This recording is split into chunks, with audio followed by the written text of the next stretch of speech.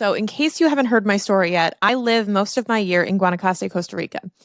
And it's been such an interesting experience, to be honest with you, living outside the US. Now, I don't regret it for one second. There are definitely some pros and cons for sure to living outside the USA. But I'm going to tell you one thing that just like keeps boggling my mind a little bit and keeps always keeping me, what's the word? It just always triggers this like wonder in my mind.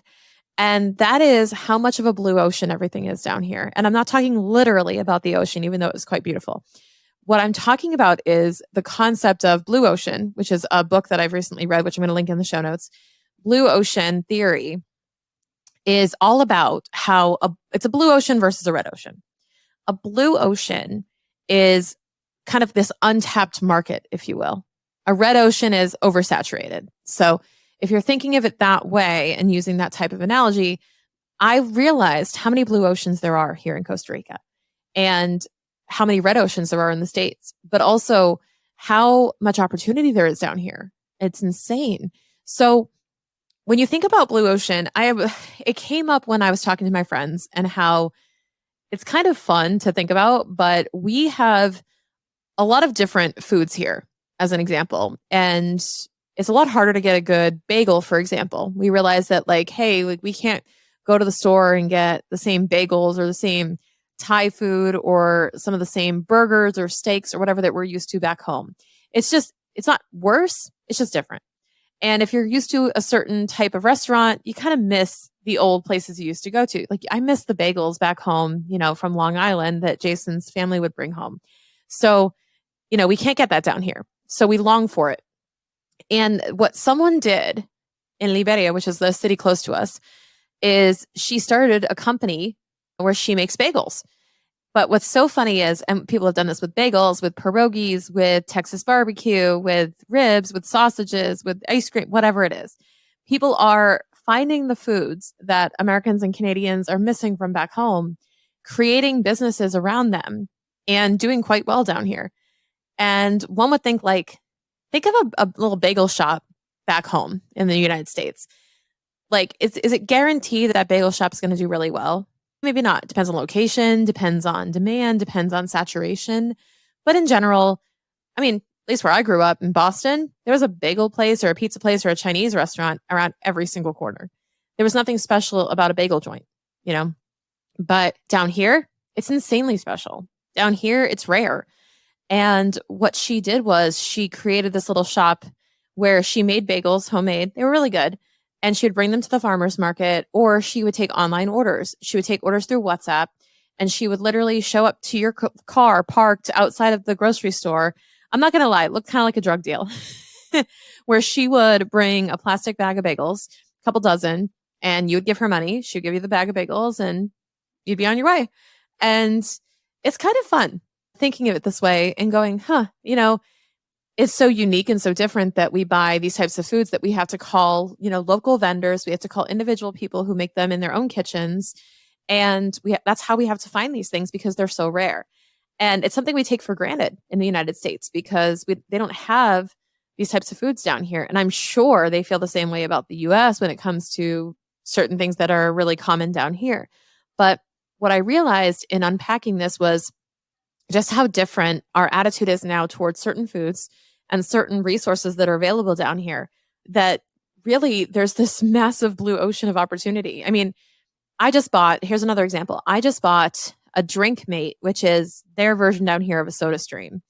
And in order to get this, you have to call a guy, place an order from a picture that he sends you, tell him what you want, and then there's this like shipping truck that will come out a couple days later and deliver the item. So it's very much like manually done. It's not like Amazon Prime.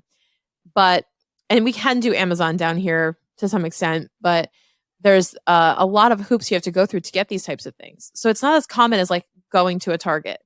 They don't have these things stocked in Walmart or Costco down here. You have to get these specialty items from individual vendors. So I share that with you to say that sometimes it's not just about the market being oversaturated. Sometimes it actually is about changing the market you're in to change your perspective. So For example, like I said, with the bagel company, like you go to Reading, Massachusetts, where I grew up. Like I said, there's a bagel shop on every block. That ain't anything special. Like you open a bagel shop, you're going to be competing with Finagler Bagel. You're going to be competing with these other big bagel chains. You're going to be competing with Dunkin', with Starbucks, whatever. And you're probably not going to survive for very long, or you're going to be sharing a little piece of the market share. But if you were to start a bagel company down here in store, actually, there's a rumor of Jewish deli coming down here. I'm like really excited about that. And if there were to be a place like that down here, it would go nuts. Like everybody would go there in the morning. Thousands of people would go there in the morning and you would make a killing. But what does it involve? Having a business down in Costa Rica. And I don't mean you have to travel abroad in order to reach a blue ocean. But as I was reading this book and as I was thinking about the market here, I was unpacking for myself like, wow, maybe it's not always about the offer. Maybe sometimes we're going after the wrong market of people. We've chosen the wrong location. If you're really passionate about having a certain type of business and you're not as passionate about where you actually live, then you can change the market. You can go to another location. You could open it in a different city. You could actually move. You could actually see what makes the most sense for you. And it's not always necessary, but maybe it's a different ideal customer. Maybe if you're running a digital business, now realizing that, say, because I know this from firsthand from Costa Rica, down here, Costa Ricans don't have certain things that we have in the States or aren't as familiar with them. I just taught my lawyer, for example, how to use Calendly. She never heard of this. She's been taking her own bookings manually in her phone on Google Calendar, personally through WhatsApp. So people will WhatsApp her because she puts her WhatsApp number on Facebook. People will WhatsApp her because she's a well-known lawyer that does immigration work. And she will then put it into her calendar manually, book the time, and then have to book it and put it into her appointment book at her office. Now, we all know this. This is like the late 90s, early 2000s way of doing this. And if you think about it, it's like, oh my gosh, why wouldn't she just use an appointment booking software or an assistant or something? She has an assistant, but she's never heard of this appointment booking software. I showed her Calendly and her mind was blown. And I was just thinking, gosh, there's actually a massive market down here. If you want to help local businesses improve the customer and, quite frankly, operational experience of their business by implementing things like this, introducing these technologies and sharing like, hey, did you know about this thing called Calendly? You can actually book appointments, whether it's for any type of service or legal or whatever, that you can use this as a tool. Now, I love Calendly. I use it for my own business, but so many other tools out there as well. And when you realize that, oh my gosh, like there are so many people who have this need here, then you start opening your mind up to how much opportunity there truly is. So I'd encourage you to expand beyond your market, expand beyond who you already know, and it will actually open up a whole new level of discovery for you as to how unsaturated so many markets truly are. You might be thinking, God, who could run a business just like telling people about Calendly or helping them with their appointment booking and implementing appointment booking software? That's not a real business, Shan. Like, who the hell's going to make that much money doing that? Well, I'll tell you, after my experience with my attorney, like easily someone could set up a business that does that and teach people down here how to do it. They would have a ton of business very quickly because it's something that is needed. It's something that creates efficiency. It serves the US market, which is a lot of the customers down here. And it just makes them overall happy and improves their lives and adds a ton of value.